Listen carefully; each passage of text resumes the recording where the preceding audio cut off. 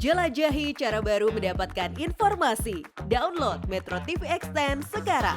Saya akan kembali ke Soza Hutapea dulu. Soza Hutapea yang saat ini melaporkan di Gedung Nusantara DPR MPR. Soza, apakah sudah diketahui dari daerah mana busana adat yang dikenakan oleh Presiden Joko Widodo pada pagi hari ini?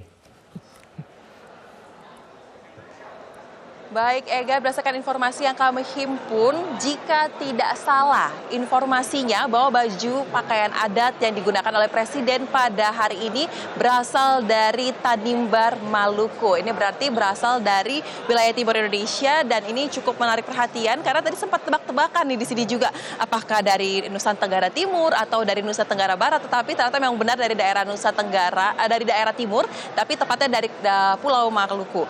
Dan juga Ega, karena sesaat lagi sidang tahunan MPR ini akan segera dimulai dan Presiden Joko Widodo juga akan menyampaikan pidatonya. Yang pertama terkait dengan laporan kinerja lembaga negara dan juga terkait dengan HUT ke-78 Republik Indonesia. Nah, kita akan membahasnya terlebih dahulu nih terkait dengan kinerja pemerintah dalam 1 tahun terakhir dan sudah bersama saya saat ini ada anggota dari Komisi 11 DPR Putri Komarudin. Selamat pagi Mbak Putri. Selamat pagi Mbak Soza, Assalamualaikum warahmatullahi wabarakatuh. Waalaikumsalam. Wah, tampaknya sudah siap banget nih untuk mengikuti agenda tahunan rutin ya. Betul, sudah berkuning-kuning jadi terlihat siapnya berarti ya. Iya, Mbak, kita langsung saja membahas terkait dengan catatan yang ada di Komisi 11, khususnya dari sudut pandang Mbak Putri, mengenai kinerja pemerintah dalam 1 periode terakhir ini. Ya, mungkin kita bisa melihat dari tingkat kepuasan publik yang sampai sekarang masih 82% atas pemerintahan Pak Presiden Jokowi, itu membuktikan bahwa seluruh ikhtiar yang dilakukan oleh beliau dan juga kementerian dan lembaga yang berada di bawah beliau itu setelah pandemi ini bisa sukses dan mengembalikan Indonesia seperti di keadaan sebelum pandemi. Karena kalau kita lihat dari pertumbuhan ekonomi, kita relatif lebih baik daripada negara-negara maju seperti US yang masih hanya 2%, Jepang hanya 1%, Indonesia bertahan di level 5%. Jadi ini kan berarti memperlihatkan bahwa kinerja Pak Jokowi terutama di kementerian yang portofolio perekonomian yang tentunya didukung oleh Pak Erlangga juga selaku Menko Perekonomian itu telah sukses gitu dan juga mempertahankan tingkat inflasi kita di level yang hanya 3% yang kalau dibandingkan dengan negara-negara lain yang sekarang juga sedang kesulitan dalam menghadapi inflasinya itu adalah angka yang relatif lebih baik. Jadi tentu yang ingin kita lihat adalah bagaimana pemerintahan ini sampai dengan akhir periodenya di tahun 2024 nanti bisa mempertahankan angka ini dan nanti berbagai ekonom juga terutama yang lembaga dunia memprediksi bahwa kita bisa kembali ke negara berpenghasilan menengah ke atas di tahun ini apabila kita bisa mempertahankan economic growth yang tetap tinggi dan juga menstabilkan inflasi kita. Jadi tentunya kita masih ada PR tentu terkait dengan IKN, distribusi bantuan sosial yang harus lebih merata lagi. Terus kita juga melihat masih ada problem terkait dengan konektivitas di berbagai daerah yang kemarin sempat ramai juga dibicarakan. Itu juga harus menjadi perhatian pemerintahan ini dan tentunya problem lainnya seperti pendidikan di mana nasib tenaga honorer di dunia pendidikan dan tentu kesehatan juga masih banyak yang harus diperbaiki di berbagai tempat dan bagaimana kita bisa mengakhiri periode ini dengan hal-hal yang bisa dilanjutkan dengan baik oleh pemerintahan setelah ini.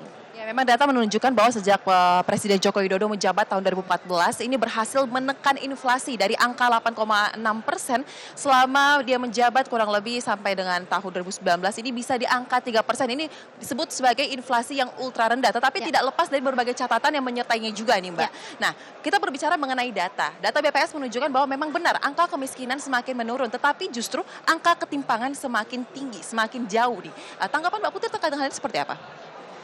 Ini kan juga bagaimana kita bisa memperbaiki struktur dari distribusi bantuan sosial kita sehingga mereka-mereka masyarakat Indonesia yang selama ini mungkin belum tersentuh oleh bantuan dari pemerintah itu bisa lebih terbantu juga dan sebenarnya yang paling penting bagaimana kita bisa mendorong supaya infrastruktur dasar kita itu bisa merata di setiap provinsi terutama dalam hal pendidikan dan juga kesehatan yang bisa menopang ekonomi di provinsi-provinsi tersebut sehingga menjaga angka Gini rasio ini tidak semakin melonjak gitu. Walaupun memang kemarin menurut data BPS peningkatannya itu tidak signifikan gitu. Dari 3,8 sekian hanya 3,8 sekian, jadi komanya terakhir saja yang meningkat gitu. Tapi kita bisa melihat di sini bahwa kita harus menjaga supaya saudara-saudari kita yang telah keluar dari kelompok menengah ke bawah karena mendapatkan bantuan pendampingan UMKM dan lain-lainnya itu tidak kembali lagi menjadi golongan kelompok masyarakat menengah ke bawah. Jadi kita harus menjaga supaya apa yang telah diperbaiki sekarang bisa kita maintain sampai dengan akhir periode ini, karena mendorong itu tentu akan lebih mudah daripada mempertahankan sesuatu yang sudah sukses gitu Mbak Soza. Betul, memang mempertahankan ini lebih sulit, tantangannya lebih banyak. Kemudian untuk tahun depan, pemerintah menargetkan untuk ekonomi ini tumbuh di angka 5,7%. Dengan kondisi seperti ini, apakah ini suatu kondisi yang realistis mengingat hanya tinggal 1 tahun masa jabatan, dan apa tantangannya yang paling signifikan yang menurut kacamata Mbak Putri? Kalau kita lihat dari kinerja pemerintahan yang masih sangat kondusif dan juga sangat konsisten dalam mempertahankan program-programnya, tentu kami di DPR sangat optimis ini bisa tercapai. Tapi kita tentu perlu melihat bahwa masih ada tantangan perang Rusia-Ukraine yang masih bisa kita rasakan, gangguan dalam rantai pasok itu disebabkan juga kenaikan harga energi. Terus kita juga sekarang dihadapi oleh tensi perang dagangnya Amerika dan Tiongkok yang semakin meningkat, dan juga kita tidak boleh lupa bahwa kita terus dihadapi dengan tantangan perubahan iklim, di mana Jakarta dan kota-kota sekitarnya sekarang sedang menjadi kota paling berpolusi di dunia gitu. Jadi ini merupakan tantangan yang sangat besar karena nanti dampaknya akan sangat besar pada dunia kesehatan gitu, dan biaya yang akan dihasilkan dari tantangan ini, tantangan iklim ini. Terus kita juga dihadapi dengan perubahan teknologi yang begitu cepat, yang sudah menggantikan banyak pekerja di berbagai sektor dengan teknologi. Jadi bagaimana di dunia pendidikan pemerintahan ini bisa mendorong supaya masyarakat kita, terutama generasi saya, generasi milenial dan Z, itu bisa meningkatkan kembali skill mereka supaya mereka tidak tergantikan dengan teknologi. Jadi skill yang dibutuhkan memang kita dorong agar mereka tetap bisa mendapatkan pekerjaan. Jadi ya tantangan-tantangan tersebut saya yakin dan optimis pasti bisa terselesaikan dalam masa 1 tahun terakhir ini. 1 tahun pemerintahan Presiden Joko Widodo dan Kiai Haji Ma'ruf Amin. Terima kasih Mbak Putri untuk waktunya bersama kami di Metro TV. Dan untuk sementara saya kembalikan ke rekan Egan di studio.